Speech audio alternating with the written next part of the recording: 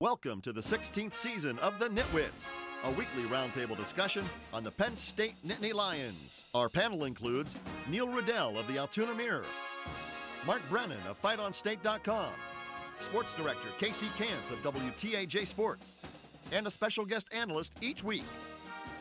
The Nitwits are brought to you by Irwin Financial Raymond James, an independent firm and firm foundation for your financial future. Coldwell Banker, no one will work harder to sell your home. By Doctors Howells and Reed, orthodontics for children and adults. By Pacifico's Bakery, genuine Italian bread and rolls for your tailgating needs. By Fiore True Value on 6th Avenue in Altoona, just ask rental. By the Altoona Professional Hearing Aid Center, your hearing aid healthcare professional. By Monarch Cleaners, for all your cleaning needs. By your rehab choice, Health South of Altoona, ask for us by name. By J&P Auto, home of the $1,000 push, pull, or tow. By Courtesy Motors of Altoona, where courtesy means a great deal. By the Allegro, where fine cuisine is a way of life. By EasyToUse.com, your Yellow Pages connection in print and online. By FightOnState.com, as close as you get to Penn State football without putting on a helmet. And by the Altoona Mirror, featuring Penn State game day every Friday. Alrighty, welcome inside another edition of the Nitwits. The panel with us for another week, Neil Riddell from the Altoona Mirror, Mark Brennan from FightOnState.com, and Mike Irwin back with us for another week. Welcome back, Mike. Thank you. Unfortunately, not under better circumstances. Penn State suffers their first loss of 2013. And guys, I mean, it was the topic leading up. I mean, we knew this would be the toughest test through at least 3 weeks. Coach O'Brien, the coaching staff, the players, everybody knew it. I guess, did we know Blake Bortles was that good, though, torching that Penn State defense on Saturday? Well, I don't think anybody expected Central Florida to be this good. Yeah. I mean, to me, they're one of the best non-BCS conference teams that's come in here. It's hard to remember the last one that exceeded this kind of performance. To me, you got to start with Penn State's defense and the fact that they were, equally inept at stopping the run and the pass. I mean, they got to reevaluate that, I think. Yeah, last year when Penn State lost a couple of non-con games to Ohio and Virginia, you got the sense that the better team lost in that game. And in this, there was no question to me that UCF was the better team overall. And I think people have to wrap their head around that. Bortles came out, was terrific. Their running game was terrific. When Penn State allowed the short stuff, he took it. When they pushed up, he went long. They began to burn him with the running game. And I think it all boiled down to the fact that Penn State had no pass rush whatsoever. And that really exposed the young cornerbacks. Well, part of that is the offense of Central Florida. I mean, I thought they were the complete package. Yep. I mean, you look at their offensive line, I think across the board they had 4 guys over 300 pounds, and I think the center was the only one that was under 300 pounds. But, outside of the quarterback, they had good running backs, they had good wide receivers. I mean, I don't know if it's Penn State's defense or Central Florida's offense, but I know in their first 2 games they scored 38 points both games, and a tough Akron team that now they almost should have beaten Michigan yesterday. I watched that game, but Central Florida beat them 38-7. So this Central Florida is a real deal, I think. And I think going back to something Mark said, it seemed like anything that night offense wanted to do on Saturday, Bortles threw for almost 300 yards and the 3 touchdowns. And if he wasn't throwing it, they were running the football. They averaged, I think, 6 yards per carry or close to it. I mean, anything they did offensively, they took control of the Penn State defense. Yeah, but I think you're seeing the ripple effect. And maybe we were teased by the first couple weeks for defensive performance against less inferior competition. But, the fact that they're not really hitting in practice. The tackling was poor.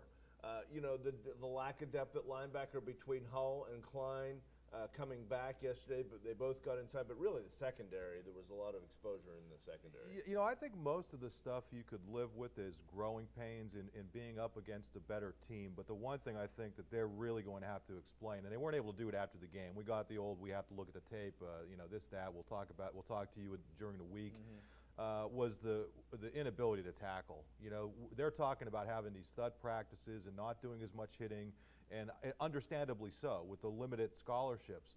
But at some point you have to wonder, and I think it's a fair question, is that leading to the poor tackling? Because that was some of the worst tackling I've seen from a Penn State team. Yeah, that's a great point, Mike, because I noticed that too specifically. I don't know why it keeps standing out, but it was the second Central Florida touchdown on Saturday. Ryan Kaiser might have been a couple-yard gain, had him wrapped up both legs, and that's not what happened. Ran all the way for that second touchdown. That was so noticeable on Saturday, the missed tackling. But you know, if you look at, I mean, I don't know that Bortles could repeat that performance. I mean, there were He a couple of doesn't throws have where It's a game, so oh, there were a couple of throws. Mike, let's go best, Redo. best 2 out of 3. No, I mean, as far as straightening the needle and being almost so October, that's right. being so accurate, it was unbelievable to me. I mean, a couple of those passes, like the Oh, yeah. what's the guy in the end zone, Wharton in the end Yeah. zone, and the other pass. I mean, the guy was unbelievable to me. I don't know he's going to repeat that going through. I mean, But other than Robinson, Central Florida had, more quality receivers. I mean, they had a better offensive line. I mean, you look at the whole package, they had a better team. See, I don't think Penn State's offense has to make any excuses for anything. I think overall, they, again, some third down issues, but I think overall they did a good job. Yeah, The key to me was definitely that Central Florida offense. And that quarterback, I'll tell you what, he made, I'm not saying those receivers aren't good, but where he was placing some of those balls was unbelievable. He was just floating them in there when he had to and zooming them in there when he had to. Anything. Yeah, they And were those good. kids caught, they caught everything. They were We're good. obviously dealing with a big picture of these past couple years and what's leading into these next couple years with a depleted roster. But one guy that you don't think about who left was all that significant. You look at that Fort kid. Kyrie who Ford, followed yeah. out. He's not even playing at Cal, though. He's He's leading been the hurt. team in tackles. He was? Yeah. Oh, he didn't even You know, play in the first week of I the season. saw today he was Yeah. leading the team in Okay. tackles, and if he's plugged in there, Sure. because he's a kid that maybe could get to the quarterback, they couldn't quite, when they sent people, they couldn't get there. But, Yeah. but let me make a point here. When you look at Penn State, I mean, there's 11 people on offense and 11 on defense. You got 65 players, so you got 3 people for every position.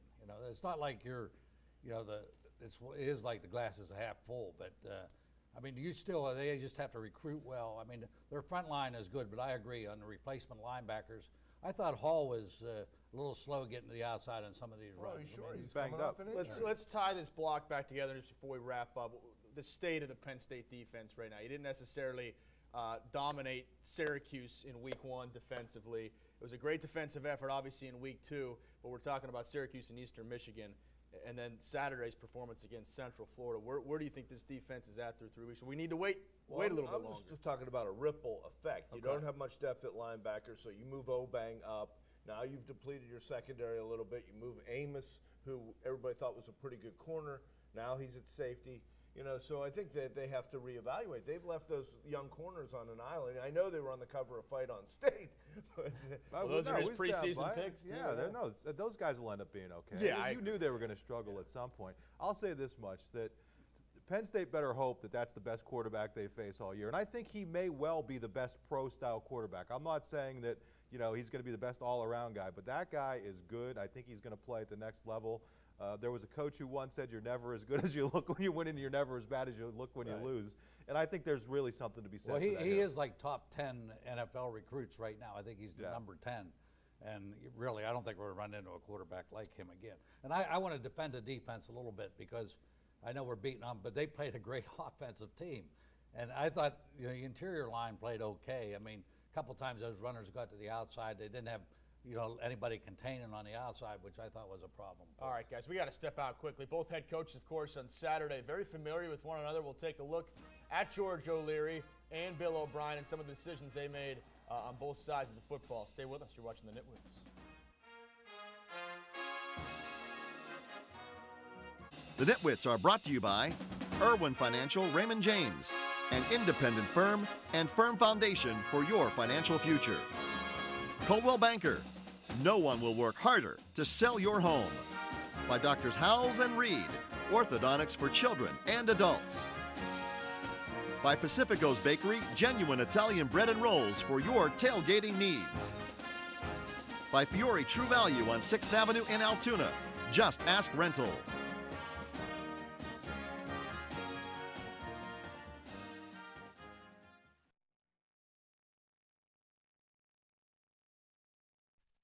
I'm Daquan Jones with the Penn State Nittany Lions, and you're watching the Nitwits. Daquan Jones, thank you much for that intro. Welcome back to the Nitwits. We're breaking down Penn State's first loss of the 2013 season, a 34-31 setback to Central Florida. George O'Leary, Bill O'Brien, of course, very familiar with one another.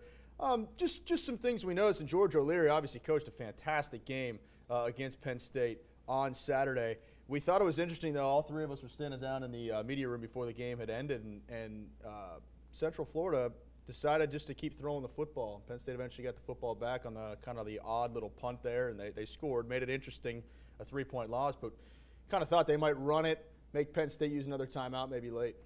Yeah, I guess you can question the clock management there. You know, one thing I would like to bring up is, you know, okay, this is a loss, and I don't think anybody expected this team to run the table. But I think a lot of the fans really left there with the sense of what an entertaining game. Yeah, I mean, yeah. you know, yeah, they lost, but they laid it all out there. The defense did give the offense a few chances late. You know, stopped them at the goal line, turned the ball back over. But I think the one sense is, wow, I think it's going to be a really fun team and fun program to watch. Mm-hmm. Well, yeah, and you look around the country and you see some of the different scores that are being posted, and you wonder if maybe this isn't going to be kind of the way it is. Listen, their offense, I think, person for person, you know, if that offensive line could get it together, I think could hang with anybody. But defensively, there's clearly some issues. I mean, I think we definitely understated the significance of the losses at linebacker and on the defensive line. But in terms of the coaching situation, I would have thought that O'Brien would have had the advantage because he worked under O'Leary and kind of knew what he was doing. And O'Leary, meanwhile, you know, he worked with O'Brien, but that was kind of a while ago. But clearly O'Leary came in here, coached a great game, and I think this will be another learning experience for Bill O'Brien and his staff. How do you handle this when he ran so tough? And when you look at the yards after contact that he made, and then, I don't know whether his hand is still bothering him, the fumble that he coughed up, which it seemed like he had buttoned down that problem because he fumbled 5 times last year. Yeah. It really didn't look, I mean, he had so many tougher runs where he coughed it up late. But you know, when you're running into the crowd like that and trying to make extra yardage, you're moving your arms and your shoulders, and somebody gets you from the blind side and knocks that ball out of there. I can't condemn him. That's going to happen to anybody. I mean, I remember Jerome Bettis in the playoff game when he fumbled. You know, Colts. He never fumbles. Yeah, against the Colts. Ben Roethlisberger, I mean, the big tackle. You can't. I mean, I know Belton came in right away and Zwinak was out of there, but I mean, the way he runs hard and right up the gut. You know, I mean, he's going to have those situations where somebody might get a shot, an awkward shot at him, and the ball's going to fly out. Plus, he's a red-headed running back. I mean, you really expect any objectivity about Zwinak? You know, I actually fumbled a few times. I mean, I know you can't believe that, but I actually. Hey, you know what I liked about what they did with Zwinak, though, is he played a lot early on that first drive, scored a touchdown, and then they let Belton and Akeel Lynch come in and kind of carry the load. Now, maybe you don't like that, but look at their rushing averages. They were both real good. And then you bring Zwinak back in the second half, and you could tell that they had their hands full trying to tackle him.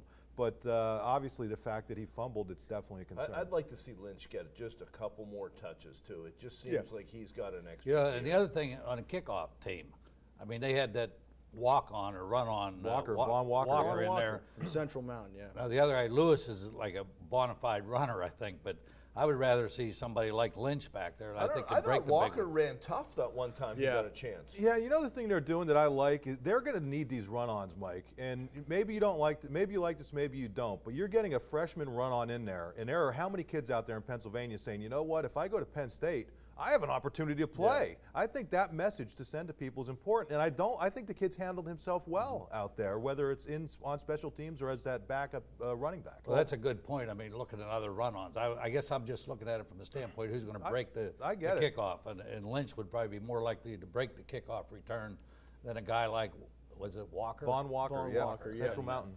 Well, I want to talk more about Zach Zwinak and the Penn State offense coming up in this next block. It also seems like Christian Hackenberg and Allen Robinson, they don't miss a beat. That was the same case against Central Florida on Saturday. We'll talk about all of that and more coming up next.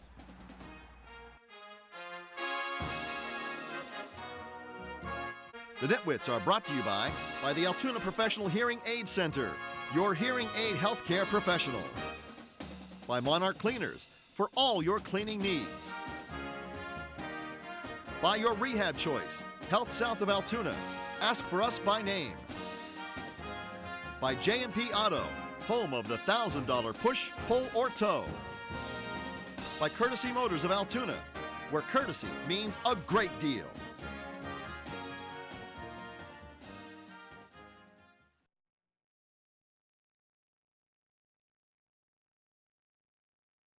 I'm Gerald Heiser from Penn State Nittany Lions. You're watching the Nitwits. I mean, just try to win the one-on-one, you know. So I mean, that's something that we do all the time. Is one-on-one drills, you know. I mean, amongst each other and stuff. So just trying to win the one-on-one, you know. Christian tossed me up a good ball and let me make a chance to make a play, you know. So I was able to come down with it.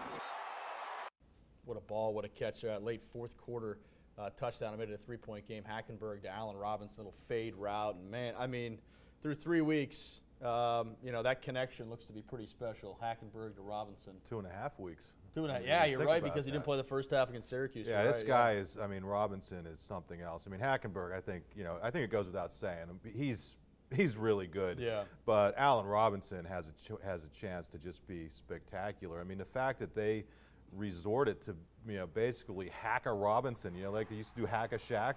Well, just take the personal or the pass interference penalty. Yeah. They did it 4 times. One time they tackled him, and it was a good play. Everybody's in the press box saying that's a good play. This guy's really good, and I hope he sticks around for a couple years. Well, I think he got the ultimate compliment from Hickson when he was saying that he thinks he's as good as anybody he's ever coached. Yeah. And he coached in the NFL, and he's had some other guys. I mean, coming out of his mouth, I'm talking about how good Robinson is. Yeah. And I agree that one touchdown catch on the goal line was great, He drew 4 pass interference penalties.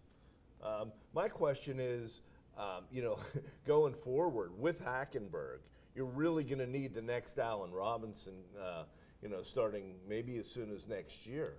So, I like the fact that Anderson early in the game looked good. Yeah, he tried did. to get him Richie, the ball. yeah. The other receivers, though, were pretty quiet. I think they're going to be okay there, though. I mean, you have Geno Lewis, who's already shown some things. Deshaun Hamilton is a guy who's out this year, but I think you could look forward to seeing him be a pretty good player, and have recruited a couple guys who are really good.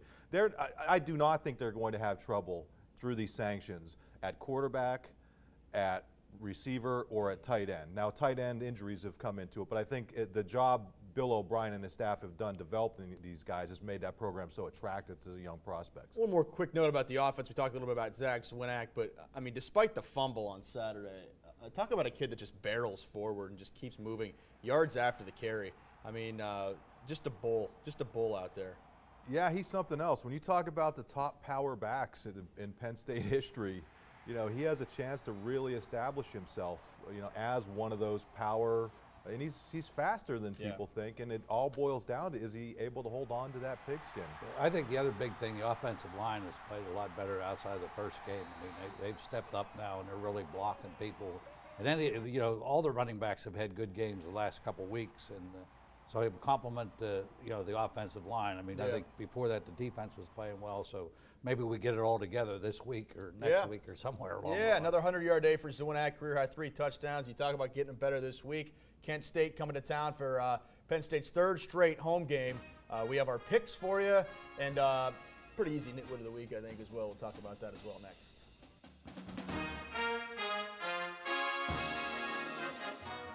The Nitwits are brought to you by the Allegro, where fine cuisine is a way of life. By EasyToUse.com, your Yellow Pages connection in print and online. By FightOnState.com, as close as you get to Penn State football without putting on a helmet. And by the Altoona Mirror, featuring Penn State game day every Friday.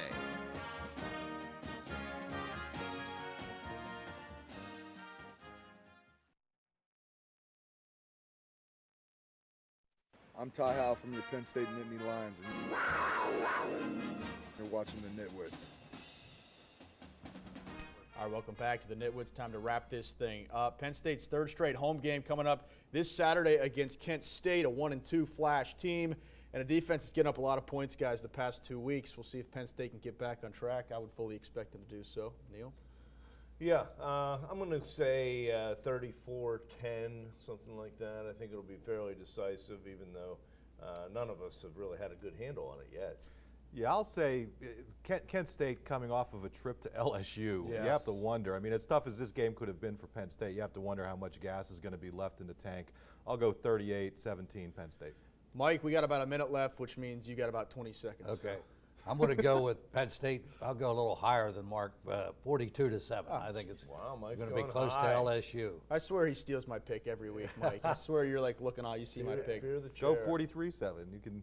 Yeah, that's a don't little. squeeze me now, Casey. Try Well, to be we're in a nice. battle here. You're really squeezing I'm me not now. on Mike. That's not right. Well, I usually go last. You took the spot. Right? You're the host. You can do whatever you want to. Well, I'm rooting for this side of the panel. What did you pick again? I'm sorry, Mike. No, I'm not reminded. If you can't, you have to figure that out for yourself, Casey. Well, I'm just going to stick with my original pick, though. I have a 40-24.